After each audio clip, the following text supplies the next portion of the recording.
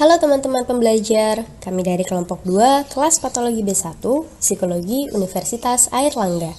Dan berikut adalah nama anggota kelompok kami. Pada video kali ini, kami akan menjelaskan terkait pertolongan pertama atau first aid pada gangguan depresi.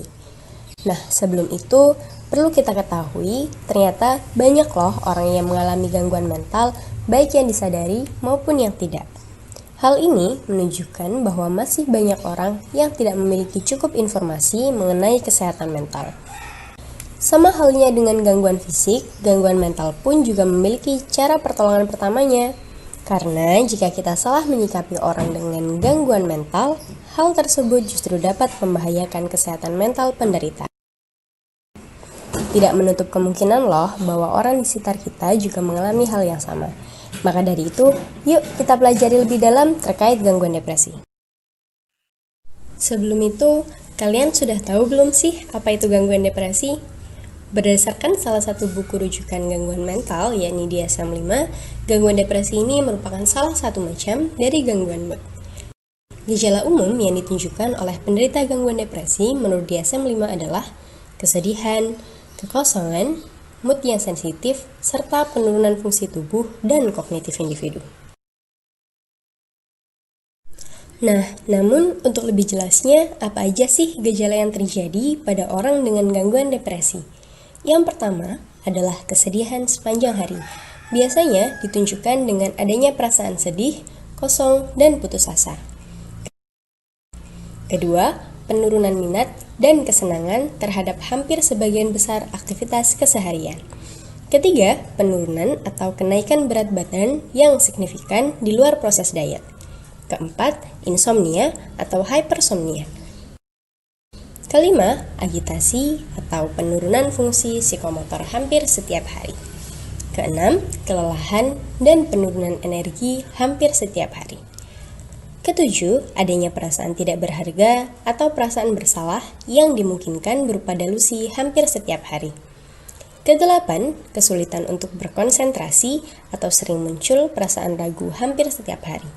Dan yang terakhir adalah munculnya keinginan untuk bunuh diri.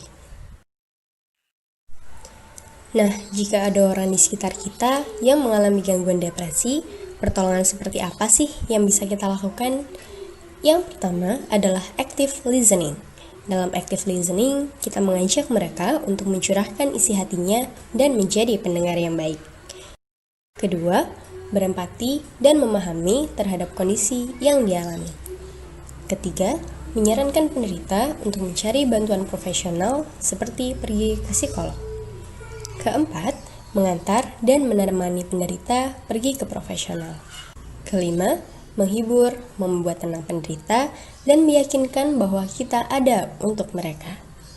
Keenam, memberi motivasi bahwa penderita harus yakin untuk dapat kembali dan mengatasi gangguan depresi yang dialami. Ketujuh, mengajak mereka untuk monitoring terhadap dirinya sendiri yang dapat dilakukan dengan membuat jurnal harian atas apa yang mereka rasakan.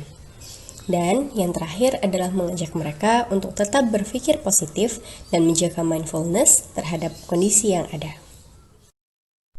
Selain memberikan dukungan terhadap orang dengan gangguan depresi, kita tidak boleh loh melakukan beberapa hal seperti yang pertama, menganggap hal tersebut remeh atau berlebihan. Kedua, memberi judgmental yang mendekan terhadap penderita. Tiga, melontarkan kata-kata bahwa penyakit tersebut disebabkan karena kurangnya iman. Keempat, menganggap bahwa apa yang dirasakannya juga dialami oleh kebanyakan orang. Dan yang terakhir adalah mengabaikan penderita atau justru menjauhinya. Nah, kalau kalian menjumpai teman, keluarga, atau orang terdekat yang menunjukkan gejala depresi, kita sudah tahu kan apa yang bisa kita lakukan sebagai bentuk pertolongan pertama. Jika keadaan seseorang itu belum membaik, penting loh untuk menyarankan dan menemani mereka untuk mendapatkan bantuan profesional secara langsung. Dan berikut adalah satu pesan dari kami untuk kalian. Sampai jumpa di video selanjutnya.